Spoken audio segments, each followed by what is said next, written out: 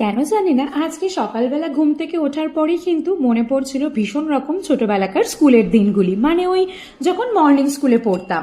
তো এই বয়সে তো আর মর্নিং স্কুল যেতে পারবো না, কিন্তু তখনকার কিছু স্মৃতি তো আমরা রোমন্থন করতেই পারি। ঠিক যেমনটা দেখছো, প্যান বসিয়ে সমস্ত কুচিয়ে রাখা সবজি সিদ্ধ করে ভেজে ফেলেছি, আর তার সাথে এই যে দিয়ে দিচ্ছি কিছু আলুর কুচি আর লঙ্কা। তো যেটা বানাবো সেটা হচ্ছে ছোটবেলাকার আমাদের স্কুলের টিফিন চাউমিন, আর এই চাউমিনের স্পেশালিটি হচ্ছে ওই যে আলু আর তার সাথে এই যে 1 চিমটি হলুদ, কারণ চাউমিনকে কিন্তু কোনো রকম ভাবে সাদা থাকতে দেওয়া একদম চলবে না। তো এই পর্যায়ে ওই যে সিদ্ধ করা চাউমিনগুলো সবজির সাথে নেড়ে চেড়ে পরিমাণ মতো নুন আর গোলমরিচের গুঁড়ো দিলেই কিন্তু একদম রেডি। ও আর ওপর থেকে কিন্তু বেশি করে টমেটো সস দিতে কেউ ভুলো না। আর ওই যে যেমনটা বললাম ছোটবেলাকার চাউমিন তো বক্সে করে তো খেতে হবে, স্কুলের টিফিন বক্সে করে। তো চলো এখন আমি আমার ব্রেকফাস্টটা ভীষণ রকম এনজয় করি।